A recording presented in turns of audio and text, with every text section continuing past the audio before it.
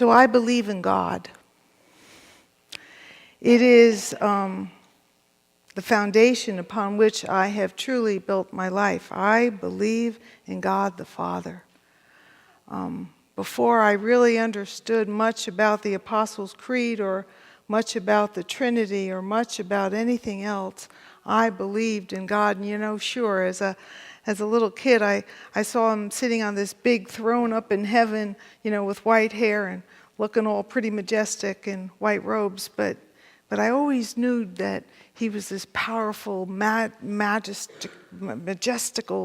person who could just take care of me and had promised to do so. And I have built my life in believing on God. And I have built my life in building this relationship with God as the one who created all and created me, and the one with whom I am to be in relationship, and the one I am to look to for guidance and wisdom, and the one that I have challenged myself to base my life choices on. I believe in God. And I go to God for my comfort. And I can honestly tell you, on Wednesday of this week, on a day in which there were lots of red hearts and lots of chocolate and lots of flowers going around, my heart was breaking, as I'm sure many of yours was, as the news was flashing of what transpired later on in the day. And I don't know what I would do without God. I don't know to whom I would go when tragedy strikes if I did not have a God to go to. When I hear the loss of 17 innocent lives, without my ability to immediately stop my thought processes and start praying and asking for God's comfort and support for all the people who have been impacted and affected, and all the lives who will be forever changed, and all the lives that were forever stopped. My heart gets super uneasy. And I'm sure that was true for many of you as well.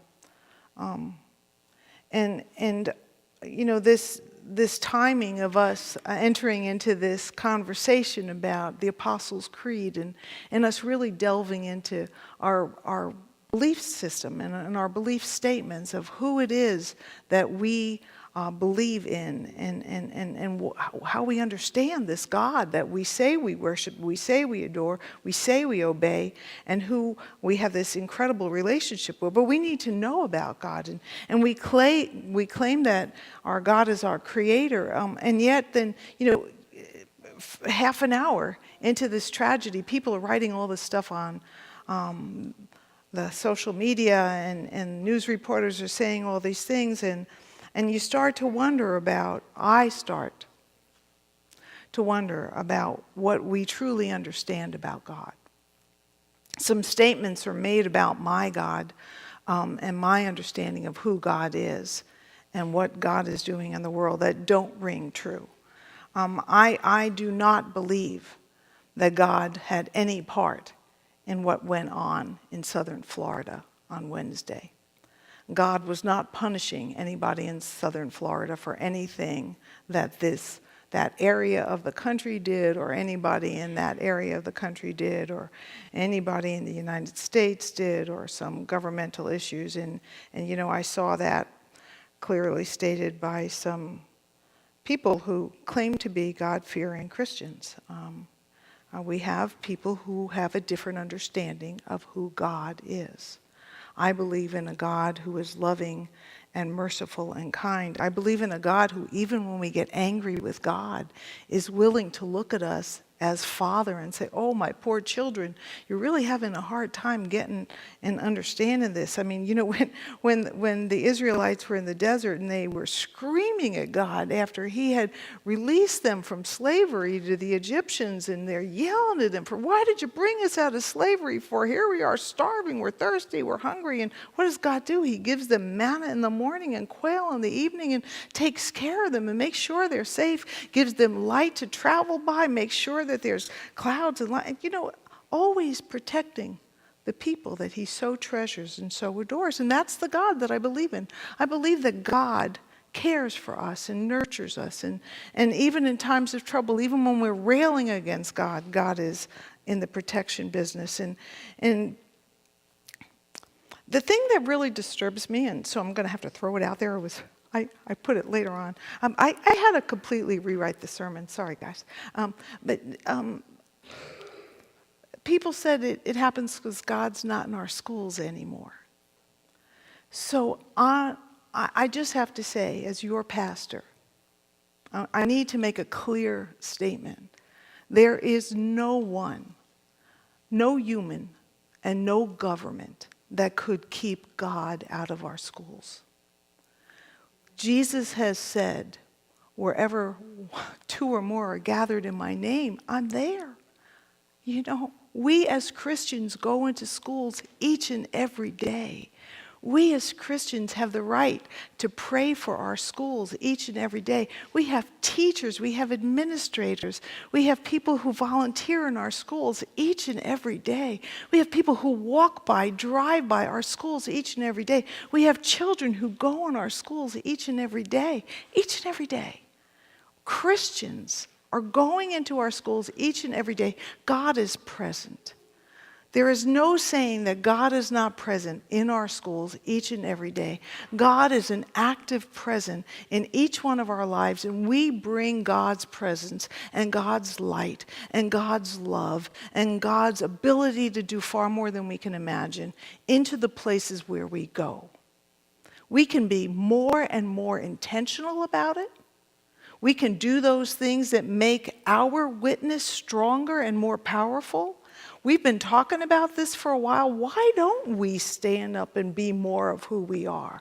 Why aren't we more outspoken about what we believe in? You know, I think this is a perfect time for us to be talking about what we believe in. We believe in Jesus Christ. We believe he came to save us. He saved us for a purpose, and that is so that the whole world might be saved. Not just you and me and the couple of people that we care about, but all people will be saved. They don't have to speak our language. They don't have to look like us or smell like us or have anything to do with us. They don't have to speak Greek or Hebrew.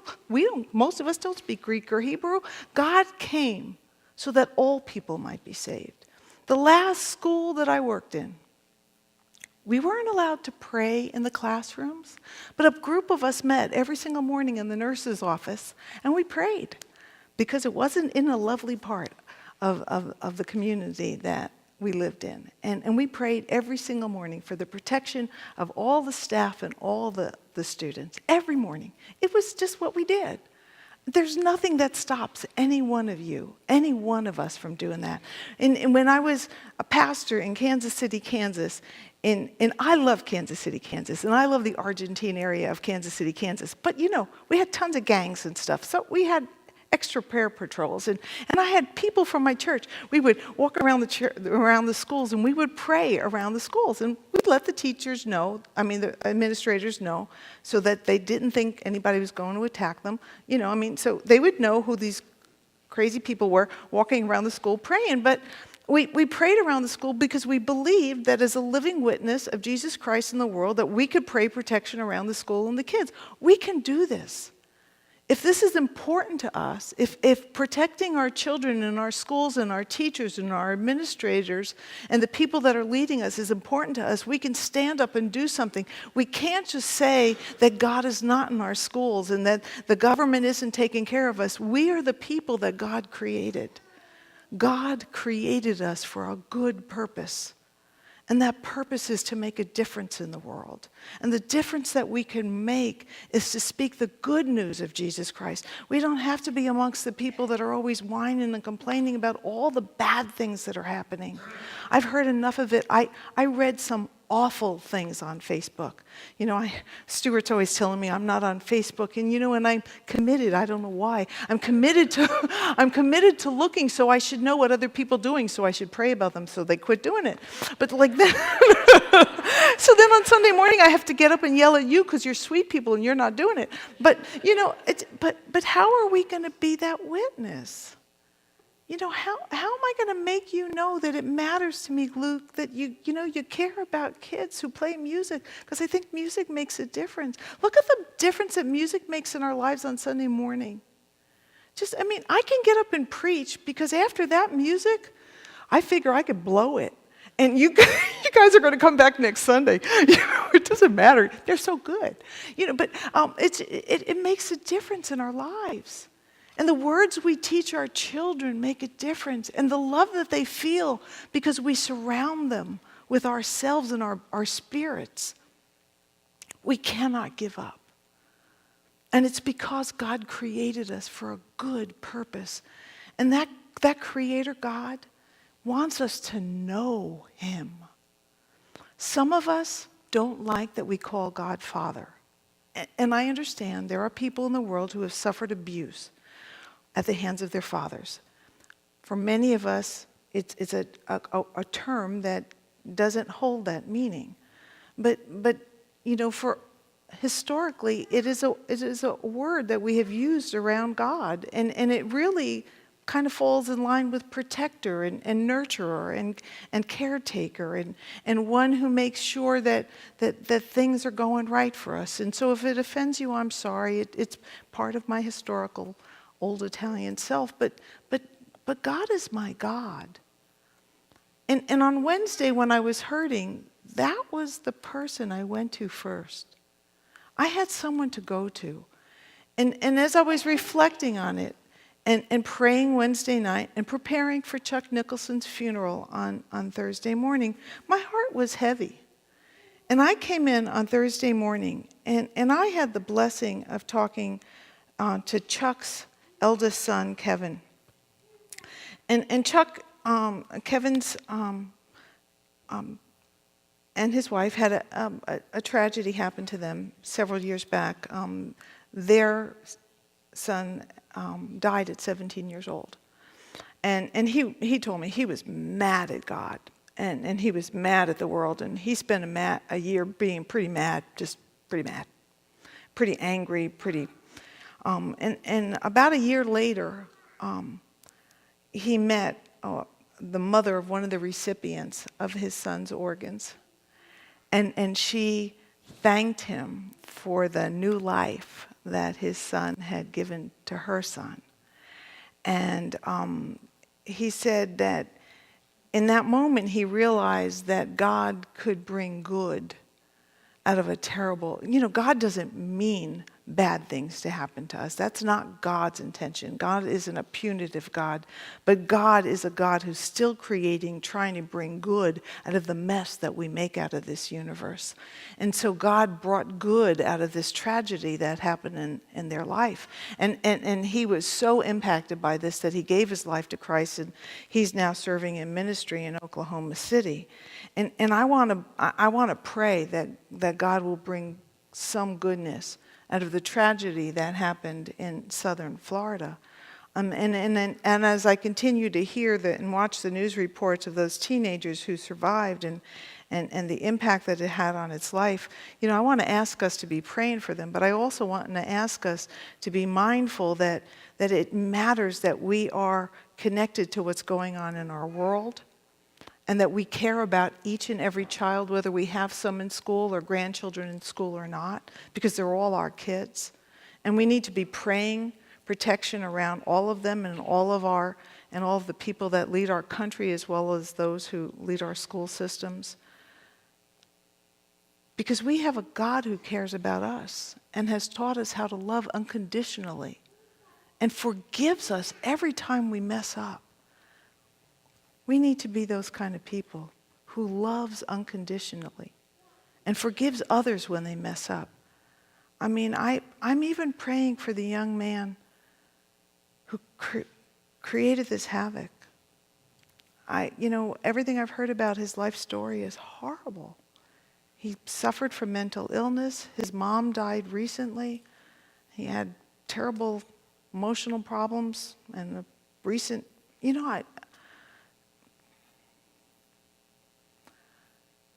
we have a God worth knowing who can help us through the rough times in our life. But we also know a whole lot of people who don't know that God. Our charge today and every day is, who can you invite to know your God? Who needs to know God in a way that will help their spirits grow brighter so they don't get in messes in their life? We need to make this world brighter, more filled with the light that Jesus has come to show and shine in ours. It's the hope that we can share. It's the good news we have been given. May all the glory be to God. Amen.